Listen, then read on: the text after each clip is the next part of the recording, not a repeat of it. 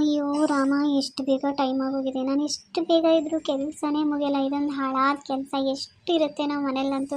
ಕೆಲಸ ಮಾಡಿ ಮಾಡಿ ಸಾಕಾಗೋಗುತ್ತೆ ನೋಡಿ. ಇಷ್ಟೊತ್ತಾದ್ರೂ ನಾನು ರಂಗೋಲಿ ಬಿಟ್ಟಿಲ್ಲ. ಈಗ ರಂಗೋಲಿ ಬಿಟ್ಕೊಂಡು ಹೋಗಿ ತಿಂಡಿ ಮಾಡಿ ಹಾಕಬೇಕು. ನಮ್ಮ ಅತ್ತೆ ಏನಾದರೂ ಗೊತ್ತಾದರೆ ನನಗೆ ಬೈದು ಹಾಕ್ಬಿಡ್ತಾರೆ. ಏನು ಇಷ್ಟೊತ್ತ ರಂಗೋಲಿ ಬಿಡ್ತಾ ಇದೆಯಾ, ಇನ್ನು ಕೆಲಸ ಮಾಡೋಕ್ಕಾಗಲ್ವ, ಬೆಳಗ್ಗೆಯಿಂದ ಏನು ಮಾಡಿದೆ ಅಂತ ಕೇಳ್ತಾರೆ. ಹೆಣ್ಮಕ್ಳು ಮಾಡೋ ಕೆಲಸನ ಲೀಸ್ಟ್ ಕೊಡೋಕ್ಕಂತೂ ಆಗಲ್ಲ. ನಾನು ಅದು ಮಾಡಿದೆ ಇದು ಮಾಡಿದೆ ಅಂತ. ಕೆಲವೊಂದು ಕೆಲಸಗಳು ಕಣ್ಣಿಗೆ ಕಾಣಿಸಲ್ಲ, ಅಂಥ ಕೆಲಸನೆಲ್ಲ ಮಾಡಬೇಕಾಗುತ್ತೆ. ಆದರೆ ಯಾರೂ ಅರ್ಥನೇ ಮಾಡ್ಕೊಳ್ಳಲ್ಲ ಹೆಣ್ಮಕ್ಳನ್ನ. ಮನೆಗೆ ಬಂದು ಸೊಸೆನಂತೂ ಯಾರೂ ಅರ್ಥ ಮಾಡ್ಕೊಳ್ಳಲ್ಲ. ಸಾಕಾಗೋಯ್ತಪ್ಪ. ಹೆಣ್ಮಕ್ಳಾಗಿ ಹುಟ್ಟೋದ್ಕಿಂತ ಹುಟ್ಟದೇ ಇರೋದೇ ಬೆಸ್ಟು ಅನಿಸ್ಬಿಡುತ್ತೆ ಒಂದೊಂದು ಸರಿ. ಅಷ್ಟು ಬೇಜಾರಾಗುತ್ತೆ. ನಮ್ಮನ್ನು ಯಾರೂ ಅರ್ಥನೇ ಮಾಡ್ಕೊಳ್ಳಲ್ವಲ್ಲ ಅಂತ ಅನಿಸ್ಬಿಡುತ್ತೆ ದೇವ್ರೆ. ಕವಿತಾ, ಕವಿತಾ ಎಲ್ಲಿದೆಯಾ? ಇನ್ನೂ ರಂಗೋಲಿನೇ ಬಿಟ್ಟಾಗಿಲ್ವಾ? ಬೆಳಗ್ಗೆ ಎದ್ದು ಏನು ಮಾಡಿದೆ? ಯಾಕೆ ಇಷ್ಟು ಲೇಟ್ ರಂಗೋಲಿ ಬಿಡ್ತಿದೀಯಾ? ಏನು ಗೊತ್ತಾಗಲ್ವಾ? ಬೇಗ ಕೆಲಸ ಮುಗಿಸ್ಬೇಕು ಅಂತ, ಬೇಗ ತಿಂಡಿ ಮುಗಿಸ್ಬೇಕು, ಬೇಗ ಕೆಲಸ ಮುಗಿಸ್ಬೇಕಂತ ಗೊತ್ತಾಗಲ್ವಾ ನಿನಗೆ? ಎಷ್ಟೊತ್ತು ಬೇಕು ನಿನಗೆ ರಂಗೋಲಿ ಬಿಟ್ಟು ಬರೋಕ್ಕೆ? ಅದು ಏನಂತ ಕೆಲಸ ಮಾಡ್ತಾ ಇದೀಯಾ? ಬಾ ಒಳಗೆ, ಅಲ್ಲಿ ಬಸ್ಟು ಬಂದು ತಿಂಡಿ ಮಾಡು. ಲೇಟಾಗಿ ಹೋಗಿದೆ, ಹಶು ಆಗ್ತಾ ಇದೆ, ಎಲ್ಲ ತಿಂಡಿ ತಿನ್ನಬೇಕು. ಆಯಿತು ಅತ್ತೆ, ಬರ್ತೀನಿ. ರಂಗೋಲಿ ಬಿಟ್ಟು ಬರ್ತೀನಿ ರೀ. ಒಂದು ನಿಮಿಷ ಬಂದುಬಿಟ್ಟೆ ಅತ್ತೆ. ಆಯಿತು ಅತ್ತಮ್ಮ, ತಿಂಡಿ ಮಾಡ್ಕೊಡ್ತೀನಿ ರೀ ಅತ್ತಮ್ಮ. ಒಂದು 10 ನಿಮಿಷ ಮಾಡ್ಕೊಡ್ತೀನಿ ರೀ ಅತ್ತಮ್ಮ. ಇವಾಗ ರಂಗೋಲಿ ಬಿಟ್ಟು ಮುಗಿತಾ? ನಿಮ್ಗೆ ಇಷ್ಟೊತ್ತು ಬೇಕಾ ರಂಗೋಲಿ ಬಿಟ್ಟು ಬರೋದಕ್ಕೆ? ನಿಮ್ಗೇನು ಗೊತ್ತಾಗಲ್ವಾ? ಅತ್ತೆ ಮಾವ ಎಲ್ಲ ತಿನ್ನೋರಿದ್ದಾರೆ, ತಿಂಡಿ ಬರ್ತಾರೆ, ಬೇಗ ತಿಂಡಿ ಮಾಡ್ಬೇಕಂತ.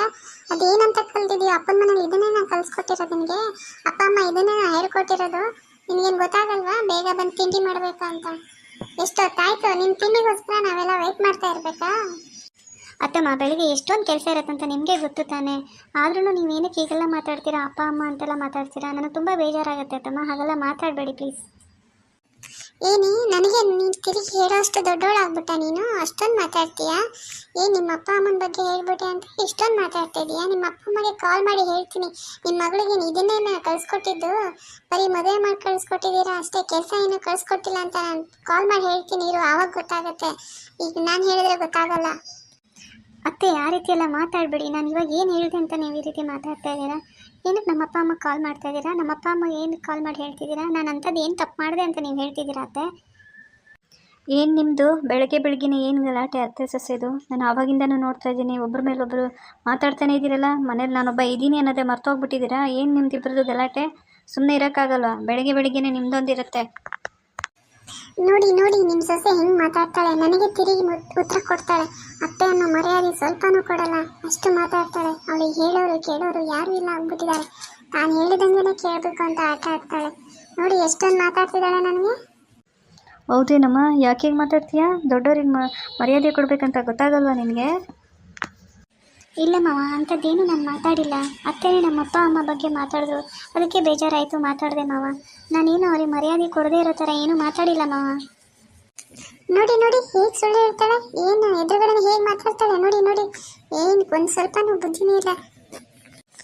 ಅತ್ತೆ, ಯಾರಿಗಾದರೂ ಅಷ್ಟೇ ಅಪ್ಪ ಅಮ್ಮನ ಬಗ್ಗೆ ಮಾತಾಡಿದ್ರೆ ಸ್ವಲ್ಪ ಕೋಪ ಬಂದೇ ಬರುತ್ತೆ ಅತ್ತೆ. ಯಾರೂ ಸುಮ್ಮನೆ ಇರಲ್ಲ. ಅದಕ್ಕೆ ನಾನು ಹೇಳಿದ್ದು, ಯಾವ ಮಕ್ಕಳು ಅಪ್ಪ ಅಮ್ಮನ ಬಗ್ಗೆ ಮಾತಾಡಿದಾಗ ಸುಮ್ಮನೆ ಇರಲ್ಲ ಅತ್ತೆ. ಓಹೋ, ಇವ್ರ ಅಪ್ಪ ಅಮ್ಮ ಏನು ಮಹಾರಾಜರು? ಇವ್ರ ಬಗ್ಗೆ ಏನು ಮಾತೇ ಆಡಬಾರ್ದು. ಫಸ್ಟು ಬುದ್ಧಿ ಕಲ್ತ್ಕೊ, ಏನು ಮಾಡಬೇಕು ಏನು ಬಿಡಬೇಕು ಅಂತ.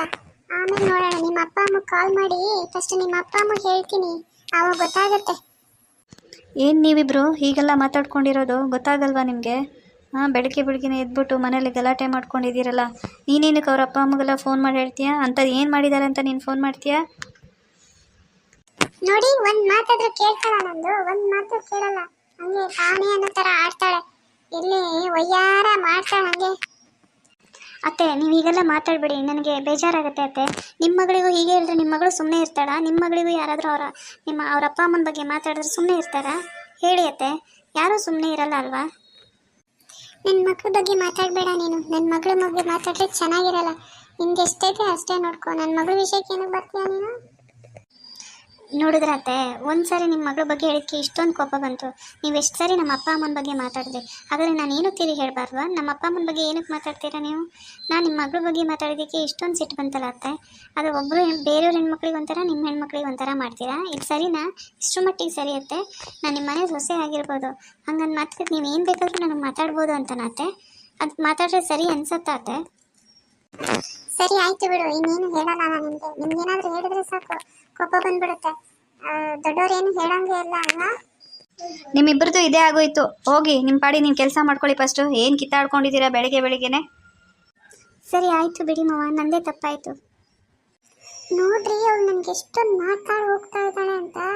ನೋಡಿದ್ರ ಹಿಂಗೆ ಬಾಯಿ ಕೊಡ್ತಾಳೆ, ಮಾತಿಗೆ ಮಾತು ಕೊಡ್ತಾಳೆ ಅಂತ. ಇದೇನ ಅವ್ರ ಅಪ್ಪ ಅಮ್ಮ ಹೇಳಿ ಕಳಿಸ್ಕೊಟ್ಟಿರೋದು? ಮದುವೆ ಆಗಿ ಬಂದಾಗಿಂದ ಏನು ಮಾಡಿಲ್ಲ, ಬರೀ ಇದನ್ನೇ ಮಾಡ್ಕೊಂಡು ಬಂದಿದ್ದಾಳೆ. ಒಂದು ಕೆಲಸ ಮಾಡಲ್ಲ, ಏನಿಲ್ಲ. ನೋಡು ಹಿಂಗೆ ಮಾತಾಡ್ಕೊಂಡು ಹೋಗ್ತಾ ಇದ್ದಾಳೆ ಅಂತ. ಎಷ್ಟು ಬೇಗ ಸಿಟ್ಟು ಬಂದ್ಬಿಡುತ್ತೆ ಇವರಿಗೆಲ್ಲ. ಒಂದು ಮಾತಾಡೋ ಹಂಗೇನೆ ಇಲ್ಲ. ಬುದ್ಧಿ ಹೇಳೋದು ಬಂದರೆ ಹೀಗೆ ಮಾತಾಡೋದು. ನೋಡಿ ನಿಮ್ಮ ಎದುರುಗಡೆನೆ ಎಷ್ಟು ಮಾತಾಡ್ತಾಳೆ ಅಂತ. ಬಿಡೇ ಲಲಿತಾ, ಅದನ್ನೇ ಏನು ಹಿಡ್ಕೊಂಡು ಎಳಿತಿದೀಯಾ? ಈಗ ನಿನ್ನ ಮಗಳಿದ್ರೆ ನೀನು ಹೀಗೆ ಮಾತಾಡ್ತಿದ್ದ? ಈಗ ಮಾತಾಡ್ತಿರ್ಲಿಲ್ಲ ತಾನೇ? ಯಾಕೆ ಅಷ್ಟೊಂದು ಇದು ಮಾಡ್ತೀರಾ? ಮನೇಲಿ ಫಸ್ಟು ಹಿಂಗಸರು ಕರೆಕ್ಟಾಗಿರೋದನ್ನು ಕಲ್ತ್ಕೊಳ್ಳಿ. ಒಬ್ಬರ ಮೇಲೆ ಒಬ್ಬರು ಕಿತ್ತಾಡ್ಕೊಂಡು ಇರಬೇಡಿ, ಆಯಿತಾ? ಸರಿ ಆಯ್ತು ಬಿಡಿ. ನಿಮ್ಗೆ ಹೇಳಿದ್ರು ಅಷ್ಟೇ, ನೀವು ನಂದೇ ತಪ್ಪು ಅಂತ ಹೇಳ್ತೀರಾ. ಇಲ್ಲಿ ಯಾರು ನನ್ನ ಮಾತು ಕೇಳೋರೇ ಇಲ್ಲ. ನನ್ನ ಮಾತಿಗೆ ಒಂದು ಸ್ವಲ್ಪ ಬೆಲೆನೇ ಇಲ್ಲ ಈ ಮನೇಲಿ. ಸರಿ ಆಯಿತು ಮರೀತಿ, ಏನಾದರೂ ಮಾಡ್ಕೊಂಡು ಹಾಳ ಹೋಗು. ನನ್ನ ಕೆಲಸ ಇದೆ, ನಾನು ಬರ್ತೀನಿ. ನೋಡ್ದ ಅವ್ಳು ಹಿಂಗೆ ಮಾತಾಡಿ ಹೋಗ್ಬಿಟ್ರು.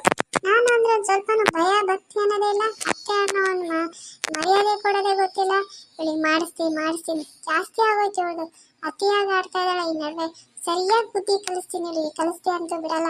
ಬೇರೆಯವ್ರ ಮನೆಯಿಂದ ಬಂದ್ಕೊಂಡೆ ಇಷ್ಟೊಂದು ಹಾರಾಡ್ತಾಳ. ಇವಳಿಗೆ ಇದೆ, ಮುಂದೆ ಐತೆ ಮುಂದೆ. ನನ್ನ ಮಗಳು ಬರಲಿ, ನನ್ನ ಮಗಳು ಬಂದಮೇಲೆ ನಾವಿಬ್ರು ಸೇರ್ಕೊಂಡು ಇವಳಿಗೆ ಬುದ್ಧಿ ಕಲಿಸ್ತೀವಿ. ಅದು ಗೊತ್ತಾಗುತ್ತೆ ಇವಳಿಗೆ. ಮನೇಲಿ ನಾನು ಎಷ್ಟೇ ಮಾಡಿದ್ರು ಇವ್ರು ನನಗೊಂದು ಸ್ವಲ್ಪನೂ ಬೆಲೆನೇ ಕೊಡಲ್ಲ. ಯಾವಾಗ ನೋಡ್ರು ನಮ್ಮ ಅತ್ತೆ ನೀನು ಹಾಗೆ ನೀನು ಹೀಗೆ, ನಿಮ್ಮ ಅಪ್ಪನ ಮನೇಲಿ ಅದನ್ನು ಕಳಿಸ್ಕೊಟ್ಟಿದ್ದಾರೆ ಇದನ್ನು ಕಳಿಸ್ಕೊಟ್ಟಿದ್ದಾರೆ ಅಂತ ನಮ್ಮ ಅಪ್ಪ ಅಮ್ಮನ್ನ ಯಾವಾಗಲೂ ಬೈತಾನೆ ಇರ್ತಾರೆ. ಎಷ್ಟು ಬೇಜಾರಾಗುತ್ತೆ. ಪ್ರತಿಯೊಂದು ಹೆಣ್ಮಕ್ಳಿಗೂ ಅವ್ರ ಅಪ್ಪ ಅಮ್ಮ ಅಂತ ಬಂದಾಗ ತುಂಬ ಇಷ್ಟಪಡ್ತಾ ಇರ್ತಾರೆ. ಅವ್ರ ಅಪ್ಪ ಅಮ್ಮನ ಬಗ್ಗೆ ಮಾತಾಡಿದ್ರೆ ತುಂಬ ಬೇಜಾರಾಗುತ್ತೆ. ಆದರೆ ಯಾಕೆ ಇವರೆಲ್ಲ ಅರ್ಥ ಮಾಡ್ಕೊಳ್ಳೋದೇ ಇಲ್ಲ? ನನಗಂತೂ ಬೇಜಾರಾಗೋಯ್ತು. ಇಷ್ಟೊಂದೆಲ್ಲ ಮಾತಾಡೋ ಅವಶ್ಯಕತೆ ಇರಲಿಲ್ಲ. ಮಾಡಿರೋ ಸ್ವಲ್ಪ ತಪ್ಪಿಗೆ ಇಷ್ಟೊಂದು ಮಾತಾಡಬೇಕಾಗಿತ್ತ? ನೋಡಿ ಎಷ್ಟೊಂದೆಲ್ಲ ಮಾತಾಡ್ತಾರೆ ಅಂತ. ನನಗಂತೂ ಬೇಜಾರಾಯಿತು. ಅತ್ತೆ ಅನ್ನೋ ಒಂದು ಪ್ರೀತಿಯಿಂದ ನಾವು ನೋಡಿದ್ರೆ ಇವ್ರ ಸೊಸೆಯನ್ನು ಹೊರಗಡೆಯಿಂದ ಬಂದಿದ್ದೀವಿ ಅಂತಲೇ ನಮ್ಮನ್ನು ನೋಡೋದು. ಯಾವಾಗಲೂ ಮನೆ ಮಕ್ಕಳು ಅಂತ ಯಾರೂ ನಮ್ಮನ್ನು ಯೋಚನೆ ಮಾಡಲ್ಲ. ಇಷ್ಟು ಬೇಜಾರಾಗುತ್ತೆ ಇದನ್ನೆಲ್ಲ ನೆನೆಸ್ಕೊಂಡ್ರೆ. ಯಾಕಾದರೂ ಮದುವೆ ಆದ್ವೋ, ಯಾಕಾದರೂ ಮದುವೆಯಾಗಿ ಬಂದ್ವು ಅಂತ ಅನಿಸ್ಬಿಡುತ್ತೆ. ಹಲೋ ರಮ್ಯಾ, ಹೇಗಿದೆಯಾ? ಚೆನ್ನಾಗಿದೆಯಾ? ಕಣೆ ಸೌಮ್ಯ, ಚೆನ್ನಾಗಿದ್ದೀನಿ. ನೀನು ಚೆನ್ನಾಗಿದೆಯಾ? ಏನು ಚೆನ್ನಾಗಿದ್ದೀನೋ ಏನೋ ಬಿಡೆ, ಬೇಜಾರಾಗ್ಬಿಟ್ಟಿದೆ. ಜೀವನನೇ ಸಾಕು ಅನ್ಸ್ಬಿಟ್ಟಿದೆ ಕಣೆ. ಕೆಲವೊಂದು ಟೈಮ್ ತುಂಬ ಬೇಜಾರಾಗುತ್ತೆ ಕಣೆ. ಯಾಕೆ ಇಷ್ಟೊಂದೆಲ್ಲ ಬೇಜಾರಾಗಿದೆಯಾ? ಏನೈತೆ ಅಂಥದ್ದು? ಏನೈತೆ ಮನೇಲಿ? ಏನಾದರೂ ಪ್ರಾಬ್ಲಮ್ಮಾ? ಹ್ಞೂ ಕಣೆ, ನಿನ್ಗೆ ಗೊತ್ತಿರೋದೆಲ್ಲ ಮದುವೆ ಆದಮೇಲೆ ಎಷ್ಟೊಂದೆಲ್ಲ ಪ್ರಾಬ್ಲಮ್ಸ್ಗಳಿರುತ್ತೆ ಅಂತ. ನಮ್ಮತ್ತೆ ಅಂತೂ ನನಗೆ ತುಂಬ ಮಾತಾಡ್ತಾರೆ ಕಣೆ. ನನಗಂತೂ ಒಂದೊಂದ್ಸರಿ ತುಂಬ ಬೇಜಾರಾಗ್ಬಿಡುತ್ತೆ. ಯಾಕಾದರೂ ಮದುವೆ ಆದ್ನು ಅಂತ ಅನಿಸುತ್ತೆ ಕಣೆ. ಹಾಗೆಲ್ಲ ಅನ್ಕೋಬೇಡ್ವೆ. ಎಲ್ಲರ ಲೈಫಲ್ಲೂ ಅದು ಇರೋದೆ. ನೀವೇನಕ್ಕೆ ತಲೆ ಕೆಡಿಸ್ಕೋತೀಯ? ಮದುವೆ ಆದಮೇಲೆ ಹುಡುಗಿರು ಸ್ವಲ್ಪ ವರ್ಷ ಅಡ್ಜಸ್ಟ್ ಮಾಡ್ಕೊಳ್ಳೇಬೇಕು. ಏನು ತಲೆ ಕೆಡಿಸ್ಕೋಬೇಡ, ಬಿಟ್ಟಾಕು ಅದನ್ನೆಲ್ಲ. ಹೌದು ಕಣೆ, ಅವ್ರು ಹೇಳಿರೋ ಮಾತನ್ನೆಲ್ಲ ಬಿಟ್ಟಾಕ್ಕೊಂಡು ಜೀವನ ನೋಡ್ಕೊಂಡು ಹೋಗಬೇಕಾಗತ್ತೆ. ಅಷ್ಟೇ ಅಲ್ವಾ ಹೆಣ್ಮಕ್ಳು ಲೈಫ್? ಮದುವೆಯಾಗಿ ಬಂದಮೇಲೆ ಎಲ್ಲರ ಹತ್ರನೂ ಹೇಳಿಸ್ಕೋಬೇಕು. Sometimes ಹೇಳಿಸ್ಕೋಬೇಕಾಗತ್ತೆ, sometime ಹೇಳಬೇಕಾಗತ್ತೆ. ಏನೂ ಮಾಡೋಕ್ಕಾಗಲ್ಲ. ಆದರೆ ಅರ್ಥನೇ ಮಾಡ್ಕೊಳ್ಳಲ್ಲ ಯಾರು, ಅಲ್ವಾ? ಹೌದು ಕಣೆ, ಎಲ್ಲರ ಮನೆಯಲ್ಲೂ ಇದೇ ಪ್ರಾಬ್ಲಮ್ ಇರುತ್ತೆ. ಒಂದು ಕಡೆ ಅತ್ತೆ ಪ್ರಾಬ್ಲಮ್ ಆದರೆ ಇನ್ನೊಂದು ಕಡೆ ಸೊಸೆ ಪ್ರಾಬ್ಲಮ್ಮು. ಒಳ್ಳೆ ಅತ್ತೆ ಇದೆ, ಒಳ್ಳೆ ಸೊಸೆ ಸಿಗಲ್ಲ. ಒಳ್ಳೆ ಸೊಸೆಗೆ ಒಳ್ಳೆ ಅತ್ತೆ ಸಿಗಲ್ಲ. ಏನೂ ಮಾಡೋಕ್ಕಾಗಲ್ಲ ಕಣೆ. ನಮ್ಮ ಲೈಫ್ನ ನಾವು ನೋಡ್ಕೊಂಡು ಹೋಗಬೇಕು. ಹೆಣ್ಮಕ್ಳು ಹಣೆ ಬರದಲ್ಲ ಅದು ಬರೆದಿಟ್ಬಿಟ್ಟಿರ್ತಾನೆ. ಹೆಣ್ಮಕ್ಳಿಗೆ ಶತ್ರು ಆಗಿಬಿಡ್ತಾರೆ ಅಂತಾರಲ್ಲ, ಹಾಗೆ. ಆದರೆ ಕೆಲವೊಬ್ರು ಅರ್ಥ ಮಾಡ್ಕೋಬೇಕು. ಅರ್ಥ ಮಾಡ್ಕೊಳ್ಳಲ್ಲ ಆದಮೇಲೆ ಏನೂ ಮಾಡೋಕ್ಕಾಗಲ್ಲ. ಹೊಂದ್ಕೊಂಡು ಹೋಗಬೇಕು. ನೀನೇನು ವರಿ ಮಾಡಬೇಡ, ಆರಾಮಾಗಿರು. ನನಗೂ ಸ್ವಲ್ಪ ಕೆಲಸ ಇದೆ, ನಾನು ಆಮೇಲೆ ಕಾಲ್ ಮಾಡ್ತೀನಿ, ಓಕೆನಾ? ಸರಿ ಕಣೆ, ಬಾಯ್. ಆಮೇಲೆ ಕಾಲ್ ಮಾಡು ಫ್ರೀ ಆಗಿಬಿಟ್ಟು, ಓಕೆನಾ? ನಾನು ವೆಯ್ಟ್ ಮಾಡ್ತಾ ಇರ್ತೀನಿ ನಿನ್ನ ಕಾಲ್ಗೋಸ್ಕರ. ಓಕೆ ಕಣೆ, ಬಾಯ್. ಎಲ್ಲರ ಮನೇಲೂ ಈ ಥರ ಪ್ರಾಬ್ಲಮ್ಸ್ಗಳು ಇದ್ದೇ ಇರುತ್ತೆ. ಕೆಲವೊಬ್ರು ಅಂತ ಅದೃಷ್ಟವಂತರ ಮನೇಲಿ ಮಾತ್ರ ಇರಲ್ಲ ಅಂತ ಅನ್ಕೋತೀನಿ. ಎಲ್ಲ ಹೆಣ್ಮಕ್ಳು ಈ ಪ್ರಾಬ್ಲಮ್ನ ಒಂದು ಸ್ವಲ್ಪ ಫೇಸ್ ಮಾಡೇ ಇರ್ತಾರೆ.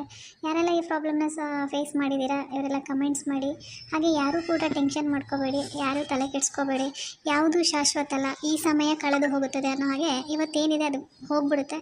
ಸೊ ಆ ವಿಷಯದ ಬಗ್ಗೆ ತಲೆ ಕೆಡಿಸ್ಕೊಂಡು ಯೋಚನೆ ಮಾಡೋದ್ರಿಂದ ಅರ್ಥ ಇರಲ್ಲ. ಹೆಣ್ಮಕ್ಳಾದ್ಮೇಲೆ ಅಡ್ಜಸ್ಟ್ ಮಾಡ್ಕೋಬೇಕಾಗತ್ತೆ. ಸೊ ಎಲ್ಲರೂ ಖುಷಿಯಾಗಿರೋಣ ಅಂತ ಹೇಳ್ತಾ, ಈ ಕಂಟೆಂಟ್ ಇಷ್ಟ ಆದರೆ ಲೈಕ್ ಮಾಡಿ, ಶೇರ್ ಮಾಡಿ, ಹಾಗೆ ಕಮೆಂಟ್ಸ್ ಮಾಡಿ. ಹಾಗೆ ನನ್ನ ಚಾನಲ್ನ ಸಬ್ಸ್ಕ್ರೈಬ್ ಮಾಡೋದನ್ನು ಮಾತ್ರ ಮರಿಬೇಡಿ. Thank you so much. ಯಾರೂ ತಲೆ ಕೆಡಿಸ್ಕೊಳ್ದೆ ಜೀವನದ ಜೊತೆ ಸಂತೋಷವಾಗಿ ಜೀವನ ಮಾಡಿ.